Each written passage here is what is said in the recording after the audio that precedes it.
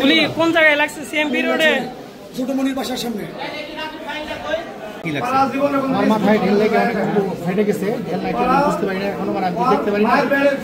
পায়ের মধ্যে লাগছে, কিছু লাগছে। ছাত্রলীগের সন্ত্রাসরা গুলি করে, আন্দোলনে ন্যায় পথে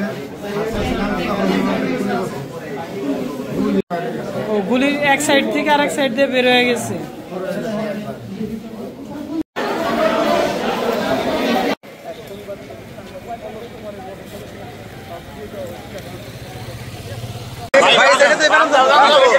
ভাই এটা দেবেন না ভাই, এতে